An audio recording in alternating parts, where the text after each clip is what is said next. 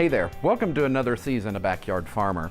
You know, we get a lot of questions about growing tomatoes here at Backyard Farmer, so we thought, why not take you all the way through the steps? So throughout this season of Backyard Farmer, I'm going to be going from seed to plant to plate with tomatoes, and we're going to get started by growing them indoors, but as you can see here, it's a little bit too dirty back here and a little dusty, even though spring has sprung and it's in the air. So we're going to head somewhere else. So follow me.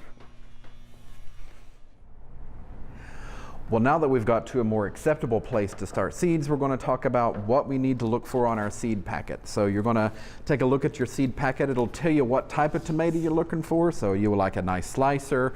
Do you want a sauce tomato for canning? Do you want cherry tomatoes? You're also going to look for the days to maturity and how long it's going to take for you to start before the last frost, so that you know when to start them. But that's just a guide. A lot of people make a mistake that they think you have to have them started by that date.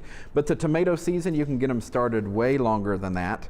So you have your seeds, you have some nice soilless seed starting mix that's sterile so we don't have diseases, and we have containers. So you can use ones that you've bought, you can use ones that you've recycled from years past, or you can go to your kitchen recycling bin and you can pick up some containers here. Just make sure they have some nice drainage so that we can have the water coming out of there.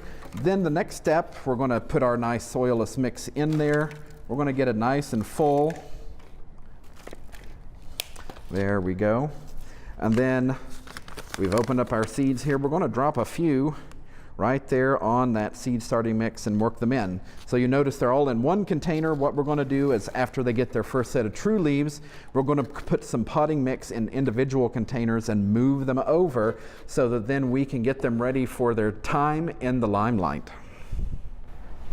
Well, now that you've got them planted, your hard work is done, but it's time for them to work their magic. You want to keep them evenly watered and keep them a little bit warm too, around 75 degrees. Then once they get sprouted, you're going to need a little bit of light. So you can use some fancy equipment like what I have here, or if you have a great sunny window, you can use that as well. You just need about 16 hours a day, whether it's this or sunlight. Keep them happy, and in a few weeks, you'll have some great plants that are ready to go. So throughout the season on Backyard Farmer, as we're talking totally tomatoes, we're going to share the lessons that we learned at the end of each of these segments. So today we talked about looking at the back of that seed packet for the information like the start time and the type of tomato. We talked about looking for the seed starting mix that's sterile and also using containers where they're recycled or we buy them at the store. We also talked about the need for light. We need about 16 hours, whether it's from a supplemental artificial source or from a sunny window.